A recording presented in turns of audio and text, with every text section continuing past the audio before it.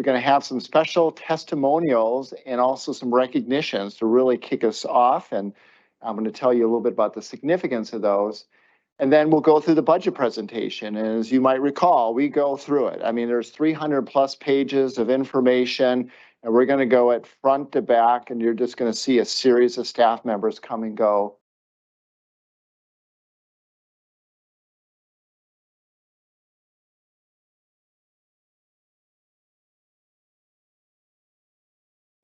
At dinner, we got something else special. So you're going to get a presentation of our Star Chase GPS pursuit alternative. So we've got Sergeant Donahue out in the parking lot. So before, when we pause, we're going to walk out to the parking lot. You're going to see that dart and how it hits the car in front and see how it all works.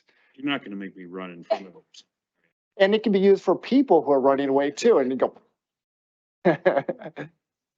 And then at the end, budget direction. So that's where the council has to really pull together a lot of stuff, a lot of information over a long time. So just to give some of the standard disclaimers here, this meeting is publicly noticed. It's available online. Public input is welcome at each step of the process. And tonight we have 2 opportunities for the public to speak. So after my presentation is done, we'll have a pause and let the public speak if there are public to say things about the budget. And then before you, the council, set direction, the public will have an opportunity to speak as well. I hate to interrupt, but I'm just thinking if I were sitting in your audience, you'd wonder who all these people are here. So maybe we should just to identify, and you can't see all the name tags. Can we just do that? So Clint. Sounds good. You obviously are. Yeah, I'm Clint Gridley. I'm the city administrator. I just jumped right into my presentation without letting people know who I am. Yeah. I'm Lynn Hosley. I'm the budget manager in the finance division. Of course, Ann Burt, the mayor, and then here's our council members. Andrea Date. Steve Morris. Tim Wilson. And then over here, Angela Gorel, I'm the assistant city administrator. and then as when we have different people come up and speak, they'll be able to introduce themselves. So sorry, Thank you. No, that's really good. I always wonder who's talking. Who is talking? Yeah, I don't have my name thing right in front of me. And then we have the budget document, which is available at the library, city hall, or online.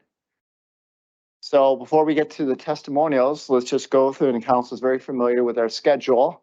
The schedule that never ends. January, we kick it off. In February, May, we put together the capital improvement plan for you. We get your direction, you adopt the capital improvement plan. And then in June through August, we pull all the different financial information together and we present a concept of what the budget might look like. We get some direction from the council at the July workshop. And then here we are, the preliminary budget workshop. This is to set the direction for the preliminary levy that you have to adopt by statute by the end of September. And then we move to November. We have a workshop where we bring back any sort of changes, any questions that we've answered, any sort of updates that occur. And then December, you adopt the budget. And then Lynn gets us doing it all over again, right? All right, so the testimonial. So let's talk a little bit about this. So when I was thinking about what should the theme of the 2024 budget be, and just sort of wrestling through it, because you might recall each budget I have a theme. I have a kind of a big concept thought, and what kept coming back into mind, and it's really frankly some comments that staff have made, have been to our value statement. And the value statement was adopted in 2011 by the city council, along with the mission and vision. And the value statement is exceeding expectations. So what does that mean? And really, how are we doing and how are we constructed to deliver on that? So it's nice when you start to think about what does exceeding expectations mean, to have a few examples. And so I'm very thankful to introduce to you 4 people who have been willing to come to you as your customers and give you a customer experience. The first speaker will be Sean Baker, who will talk about Parks and Recreation. We'll have then Rick Mueller, who's got a Public Works testimonial, Elwin Tinklenberg, a Community Development testimonial, and then Scott Pentecoff, right? Scott Pentecoff. So let me just tell you a little bit about Sean. So Sean's going to be speaking about his experience in rec programs and about a particular program called Resource Reimagined during the pandemic time. So with that, Sean, why don't you come on up and I gotta tell you, I have no idea what any of these people are gonna say. There is no pre-script and they're gonna tell you whatever it is that's on their mind.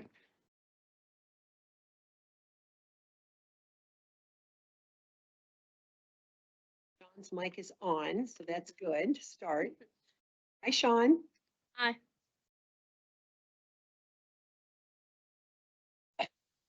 Hello, my name is J.R. Baker and I am 10 years old and a lifetime Woodbury resident. I live with my mom, dad, and older brother. I am a fifth grader at Middleton Elementary. When I was in second grade, I attended Recess Reimagined during COVID. It was not, it was great to be able to play games and interact with other kids since we were not able to attend school. I met a lot of new kids and the counselors were great. John and Jeremy were two of my counselors. I bonded with them really well. We talked about our love of video games, but it was great to be able to get out of the house and stay active at camp with other kids.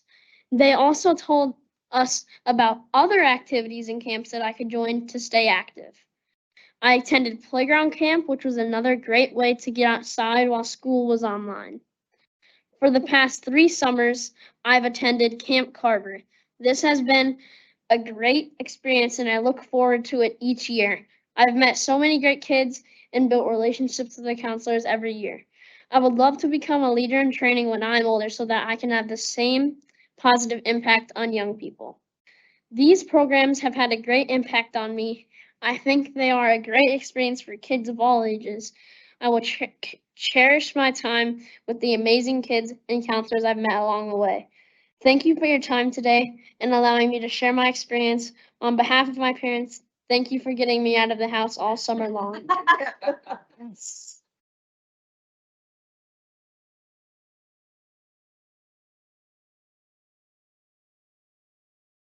Are you gonna stand for any questions? I have a question. Where was Recess Reimagined held? Was that at your school or where was that? I mean, Bielenberg. Oh, the sports center. It used to be called Bielenberg. Yeah, right. Got it. Perfect. Were you inside then in the field house? or Yeah. Inside and outside both or It was mostly inside. fantastic? Good to know. Any other questions? Thank you so much. Well You did a very good done. job. Yeah.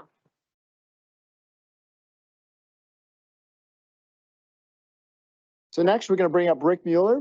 Rick, we got to know through the Live Rave 5K race at Colby Lake Park. And so Rick was just kind enough to reach out to us and just talk about an experience he had very early in the morning with our parks crews about getting that race set up and some of the experience. Rick is been a longtime resident, actually. Lived in Woodbury in the 50s, went to kindergarten at Woodbury Elementary. The first year it opened, he moved to White Bear Lake in 61, where he lived until 94, and he moved back to Woodbury. So he's very active and joined the paths around Colby Lake and Powers Lake. He's a retired 3M'er, and we're glad to have you. So Rick, why don't you share with us your experience?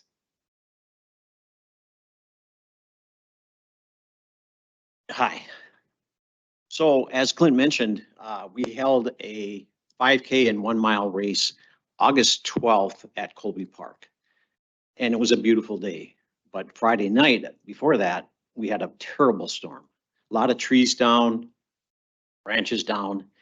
And so I got there for Saturday morning at 5-ish, 5:30-ish. It was still dark, not sure what we were going to encounter. And I was starting to set up. I did the timing for the race, by the way. I wasn't sure what we were going to encounter. And shortly after I got there, a Woodbury Public Works pickup truck pulled up to where I was on the path. And I found out later it was Amy Howard. And she came up to me and said, "Hey, we got a lot of stuff down. I want to make sure we know exactly the route of this 5K race so that we can make sure it's clear for you." And I was blown away. So next thing I know, she said, I think they had people out overnight, actually, because I think there were some trees down at Colby. Part of the race is run on the lake path itself. And so they had people out clearing trees, and pretty soon there was people with big blowers blowing the path off. There was a lot of acorns even, and it was a mess. And by 8:30 when race started, it was perfect. We had about 300 runners.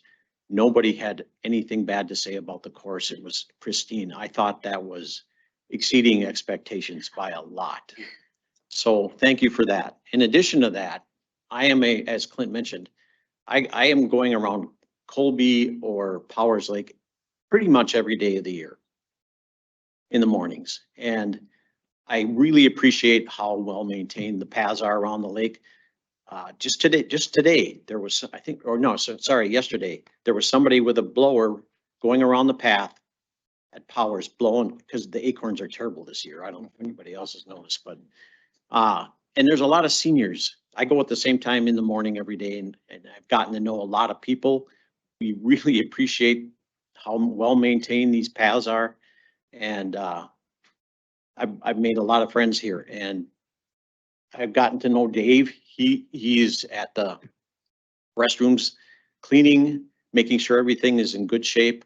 And we really appreciate it. And we appreciate that the restrooms in both Colby and Powers were remodeled, rejuvenated this year as well. So we appreciate, you don't know how, well, maybe you do know how many people use these paths, but there's a lot, and we really need it and we appreciate it. So thank you very much. It's so great to hear.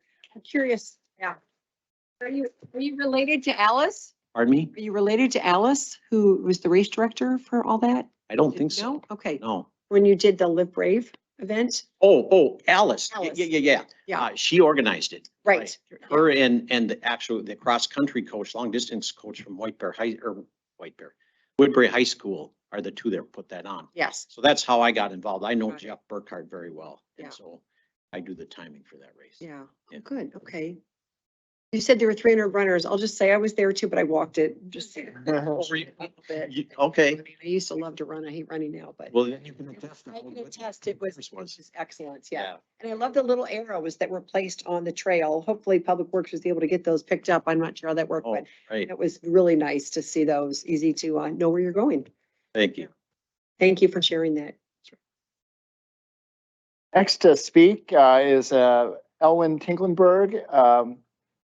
Elwin is a project manager for the Edison Apartments that just were completed. He was born and raised in a small town of Peace in central Minnesota, graduated from UMD, and has his master's as well in divinity at the United Theological Seminary. And he has served as a minister in Blaine for many years. He also joined and was elected to the Blaine City Council from 82 to 86 and served as mayor from 86 to 96. So while Alan was appointed commissioner of the Department of Transportation from 99 to 2002.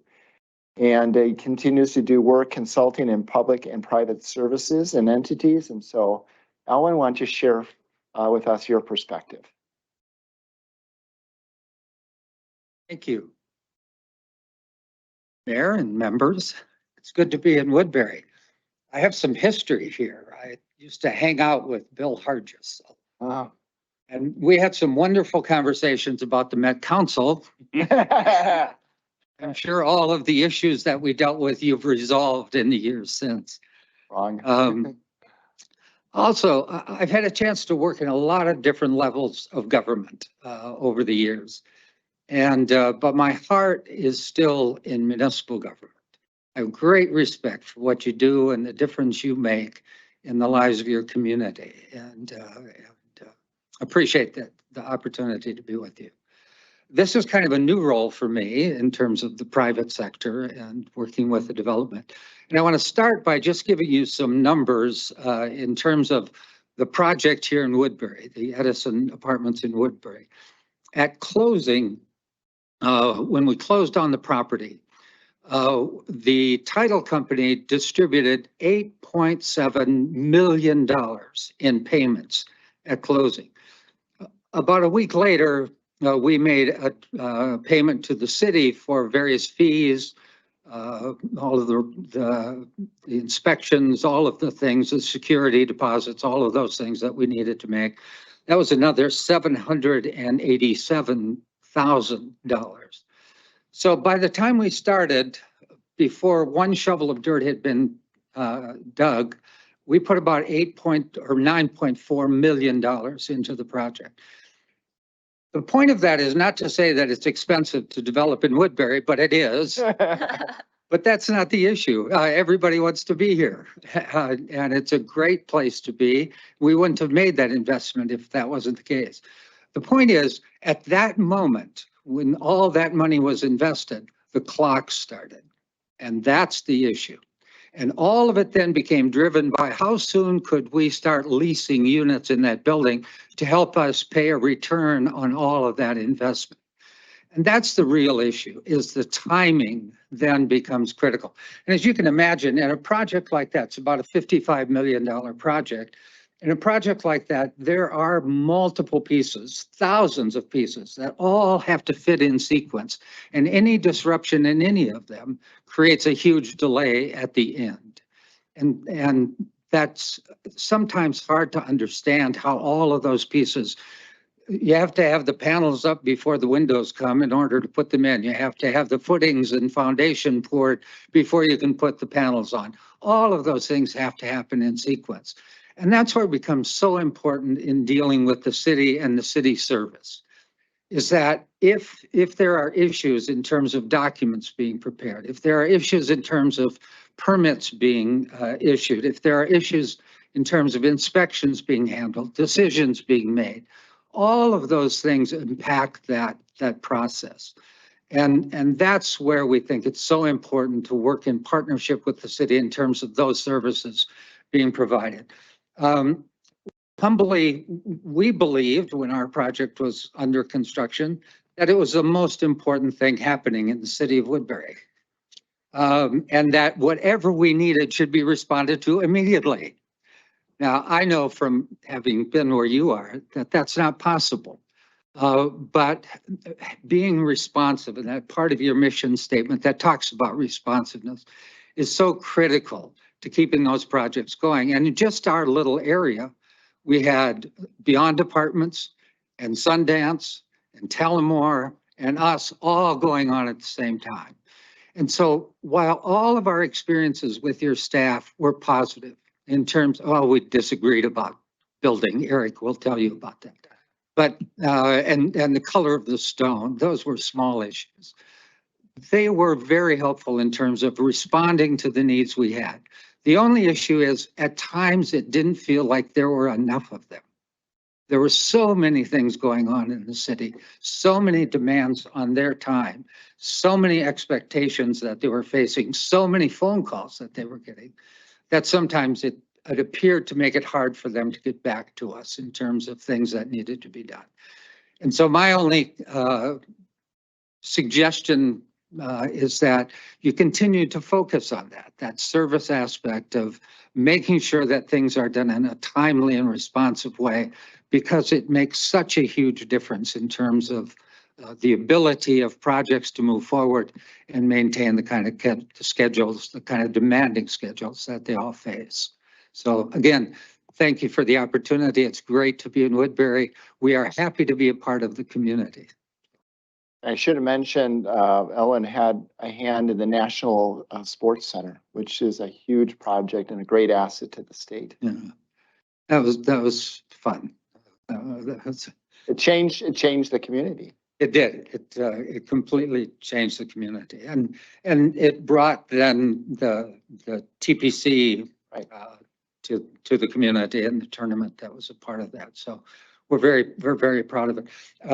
Recently, a team from Disney came to the National Sports Center to tour it, to talk with people about the management of that facility, because they're trying to build something similar in Orlando, or at least they were before Tigers and DeSantis got together.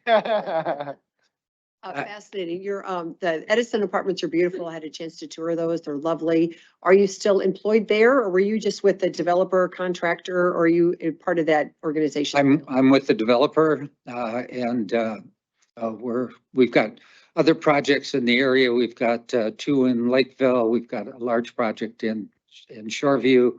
And we've got one under construction in Maple Grove. So, and looking at additional sites. The developer, remind me. Oh, JPL Development out of St. Louis. Okay, got it. Yeah, They build all over the country. yes. Terrific. Any comments or questions? Fantastic. Thank you Thank so you. much.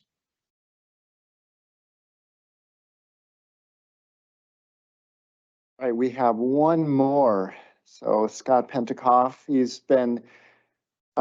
here with his family, he has two daughters, married through 2 years with his wife Renee, raised their children in Woodbury for the last 24 years. And Scott works out of a company in St. Louis Park. He's quite the avid runner, cyclist, triathlete. He's participated in many events through the years, and he's made many friends in the Woodbury community with his passion for running and biking. And I'm not going to say anything more because, you know, I would like you to, if you could, tell your story of what happened to you one day.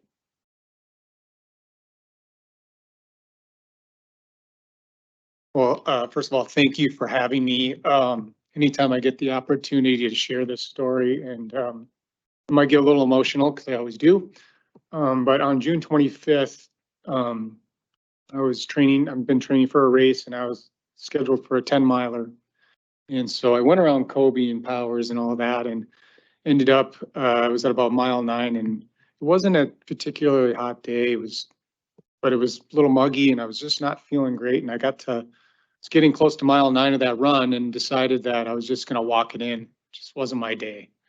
And at mile 9, I quickly took a few steps and collapsed.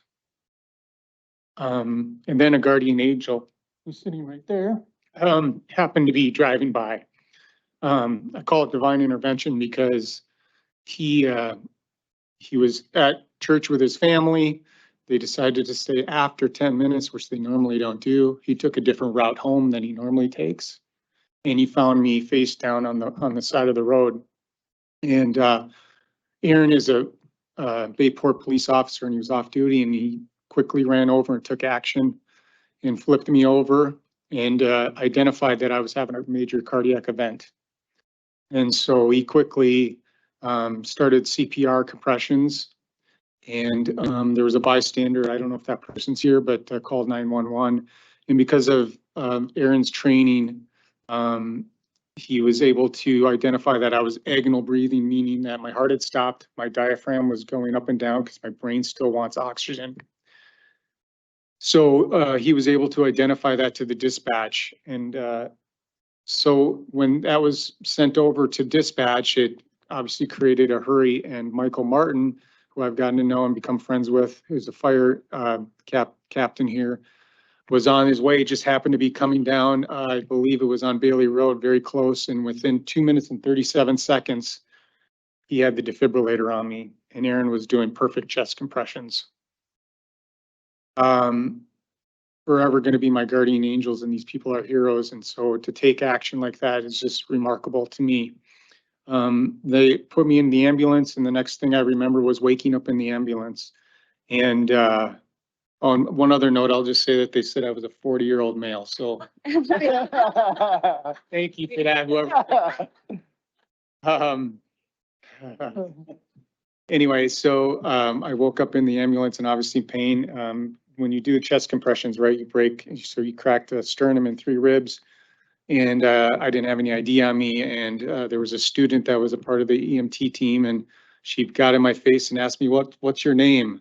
And I said, Scott. And she said, what's your last name? And I thought I said Pentecoff, but she didn't understand it. And the 2 seasoned vets didn't even think I would even answer. She asked me my birth date, and I was able to tell her my birth date. And so then we were able to identify who I was, where I lived, and 2 police officers who I've never got a chance to thank went over to our house to inform the news that I was in an ambulance on the way to Regions Hospital. And I just am so thankful and grateful for their grace that and how they said the news to my wife Renee, who's here, and then my daughter Olivia, who's there, and they offered actually to drive her to the hospital. And but, my brave little Olivia, who's 20 years old, drove mom to the hospital. And so, I am here today and I'm so grateful and thankful. 10% of the people that have what I had survive this, and it's people like Aaron who take action, and the wonderful, EMT team, that acted so quickly and took care of me. And, I'm just honored to be here, but also to anytime I get to say thank you. Thank you. So, oh no, and I saw the guys back there now. I see you guys back there. So anyway, thank you for that, and I appreciate it. So, oh, there we go. Mr. Tikoff, the woman behind you is the one that called 911. Hi there, thank you. She was the one able to call 911. I'm glad I- you're here, and thank you for doing that. Yeah. It's good to be seen. Yes. So obviously you must be Shauna then. This is So we've Shauna. just got some special recognition to thank all of you that were involved in this. So Shauna Malveaux, do you want to say any words or just share any more of the story? Or otherwise, I've got a certificate for you and a thank you. Would you like to go to the microphone only because we've got people listening online and they can't hear unless you use the mic? Absolutely. Okay, so I'm Shauna. Sure. On that Sunday, I actually was on my way to work. And for whatever reason, I left 40 minutes early. I never do that. I'm like a right on time kind of a girl. Mhm. So I was actually looking to the right on the side of the road for, I don't know why, I was just admiring the new houses that were built over there. And then I just happened to see you laying there.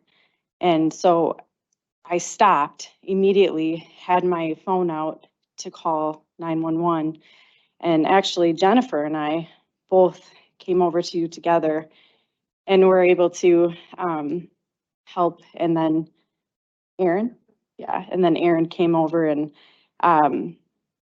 just super grateful. I also want to note that I thought I was on the phone for like 20 minutes and it was 3 minutes and they got there. So that was really cool. And it's just so wonderful to see you alive and well. And and we were all praying for you, my family, and and me and Jennifer too. Actually, I went to her house and So I came out of Savannah Oaks Pass. Yep. And you were right across from me. And I was running and I like took note and I said, oh, man, looks like he's fit and he's running really fast. He looks And like he's 40. yeah, he does. Like, you had orange shoes on. I was like, look, he's a runner. And you had a water bottle. And so I also knew, I was like, he has to be out for a long run because he's got some water. And you stopped right when we were parallel. We went across lake and you stopped at the corner at the school. Mhm. And I kept running and I thought, oh, nothing of it. I thought maybe you were going to cross the road again. And then you passed me and sort of again, divine intervention, my shoelace came untied. Wow. So I stopped and I bent down to tie my shoelace. And when I got up, I was like, what is he doing on the ground? And I was like, he's not getting up. And so then that is exactly it, which was I crossed the road. I like put hands out to stop somebody because I was like, we need more hands. Shauna got out and I was like, you call 911. We got you. I didn't know this man's name, but I was so happy he was there because he was like, we need to do CPR. And I was like, I was trained when I was like 15 for lifeguarding. And I was like, all I know is I'm gonna have to do really hard compressions. But I was so happy he was there to be able to like take over that. And I just remember all I kept saying was like, you're gonna be okay. Cause I didn't know if you could hear us. Yeah. And it really was, I know that I think we all have never really been part of that, but it was a very surreal experience. And we're Thank you just so for happy that you are Well, me here. too. Thank you for taking action though, because a Yeah. lot of people won't take action, and you guys are all heroes to me. Right there. So, I'm so appreciative. Yeah, no, So- we're really happy. So. Aaron, do you want to come up and share a little bit of your, just a little bit? Come on, we'd like to hear. I mean, this is and then at the end, I do have certificates and words. We'll give them all to you. Maybe we can do a group picture and, but Sure. Yeah. Well, I didn't prepare anything. I was here more to support Scott and his family, but, like Shauna and Jennifer both said, it was divine intervention, no doubt about it in my mind. I mean, like Scott said, I left with my family a different route than we typically do on the way home from church, and I had stayed a few minutes late to talk to my pastor, and then even on the way out the door, there was a banner that had to be put away, so I turned around and brought that back, and it just, the timing worked out perfectly, and then Shauna leaving 40 minutes earlier than she normally does, and Jennifer bending over to tie her shoe, and it just, everything works out and everything happens for a reason, and I do not doubt that God was in that, so. Yeah, I'm just glad we could all be there when we were. Renee, would you come to the microphone, Lindley, because online people can't hear, and just click it on because it's on red, or click Yeah. that one on, or, yeah, or you. I just want to say about Aaron, that when Michael Martin got the EMT from Woodbury, the fire captain, got to the scene, he said that Aaron was doing perfect CPR. And normally, or most of the time, Michael reported that he has to take over CPR, but he didn't have to with Aaron, which also was amazing for Scott and helped with having less heart damage, right? No brain damage, all of those things, because he was able to place the AED on Scott faster because Aaron was, I think probably for about 4 minutes, you thought? Right? And his fractured sternum and broken ribs were, a sign, right? Or, because of the perfect CPR. So that's all I wanted to say. Yeah. So many things lined up, right? When you were so lucky, I had said to somebody that the fact that you weren't on a trail, I- that you weren't somewhere on a trail that nobody was gonna go by. But That you run on a Exactly, trail. I mean, that was, part of it too, to be, Or asleep in the middle of the night, yeah. right? I mean, it could, so many things. And so, Well, and Renee, of course, I've known you for years as a faith-filled person, to count Yeah. on that and to know that, God had a hand in this. It's really special.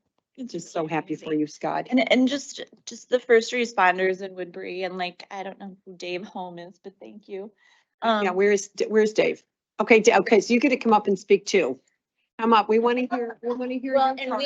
we had just gone by, we had just done Officer Donahoe's emergency training.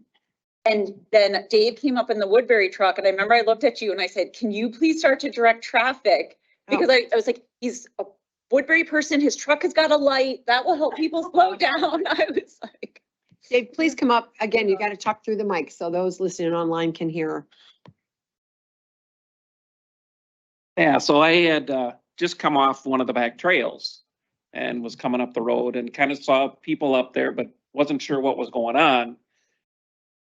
At first I was thinking, oh, it's a lemonade stand. There's people stopping. Because it was far enough away, I couldn't see. I could just see people up there, and there was been a few of them around, and I usually stop and get lemonade from some kids, and got closer, and it's like, oh, there's something there, and it's like, oh, somebody hit a dog. And then once I got close enough, then I saw that it was the person, so then I flicked up quick and popped the lights on, and I didn't know who told me, because I was far enough away that I didn't see who said, go do traffic. So it's like, sure. So I backed it up and Very well. That's good. Yeah. just backed it up and just started directing traffic because it was narrow enough that, that we needed to kind of control some of that. And Well, and we were still waiting for the ambulance. I just remember, Correct. I just wanted to make sure that there was no issues about getting people there. Yeah. That was yep, yeah. Wonderful. And Scott, how are you today? Are you Yes. back to running? Are you? Yeah, so I am back to running. It's different now that I'm on 5 different medications, but that's something else. But no, I am back to running, and it's just different. I'm just not running as long and as far and as hard, but that's okay. And my goal is to get back to, I do this race called Hood to Coast every year, and I've done it for the past, it's a running relay with 12 guys. It's 200 miles. And it's, I've been doing it for 28 years. And so my goal is to get back to that. So, yeah. Thank you for coming and sharing your story. That is just really incredible. Thank you. Thank you. Thank you.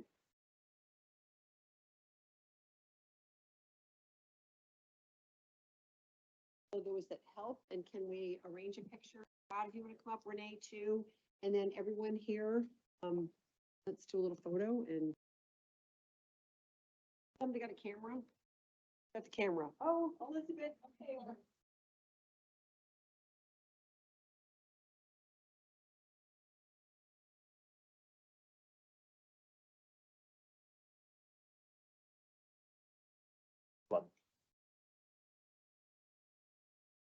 Did I get his name right? Do I have to Sean? Okay. He just goes by Jay. Oh, because I, Yeah. what did I screw up his name? I just had that. Oh, okay. The whole time. I was afraid that when you introduced your name, I was like, oh, is that your name? Did I somehow? Got it. All right. Yeah. Yeah. Well, thanks for coming. Yes, thank you. Any blessings. Thanks for coming. Good to see you. All right.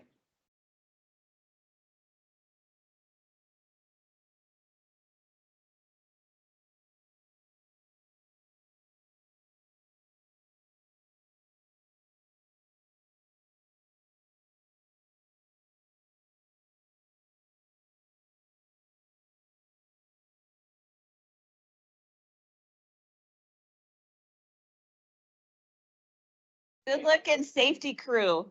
Yes.